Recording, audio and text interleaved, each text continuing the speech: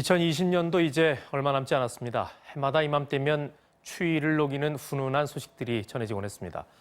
하지만 올해는 코로나19 때문에 사회적 거리두기와 불경기가 심화되면서 사회적 기부와 자원봉사가 크게 줄었습니다.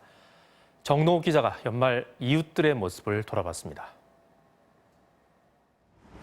이른 아침 서울의 오래된 무허가 주택촌으로 사회복지사가 바쁘게 걸음을 옮깁니다.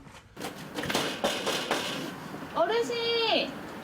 다리가 불편해 문밖 출입이 어려운 할아버지에게 복지관의 작은 도시락은 아침과 점심을 해결할 소중한 두 끼입니다. 나눠 먹죠. 이거 한때 먹으면 한때 굶으라고. 힘이 들죠. 물도 안 그리 못 떠먹어. 허기를 해결해도 살을 애는 추위는 또 다른 고통입니다.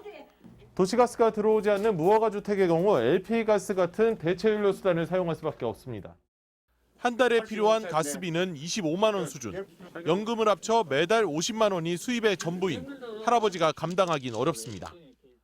영하 4도 이상 내려가야지 때지 그냥 안 떼요. 견뎌요. 할 수 없어요. 전기 담요도 마음 놓고 켜지 못합니다. 전기요금 때문에 제일 이거 보시면 하려면 제일 밑으로 깔아놓고 있어요. 근처 복지관에서 모금을 해 매년 5통 이상 가스비를 지원했지만 올해는 목표 금액의 10%도 채우지 못했습니다.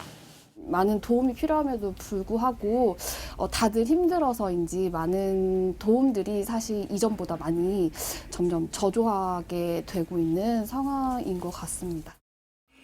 연탄을 사용하는 주민들의 사정도 심각합니다.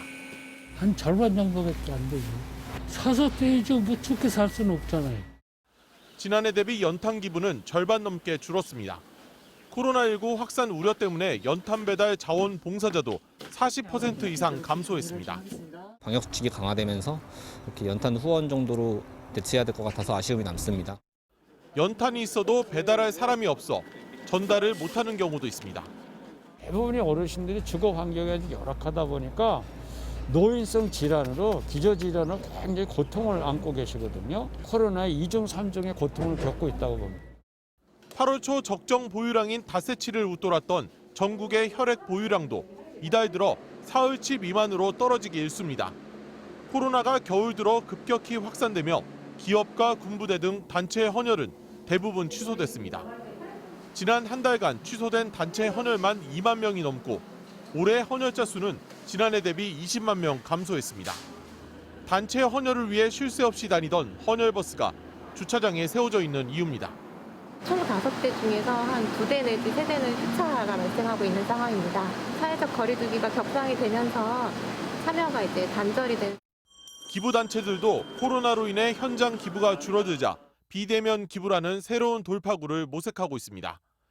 인적이 드문 명동거리엔 캐롤 대신 묵묵히 종소리를 내는 구세군 자선 냄비가 있고 기부의 방법도 휴대폰으로 QR코드를 찍거나 현금 대신 카드를 이용하는 스마트 방식으로 진화하고 있습니다.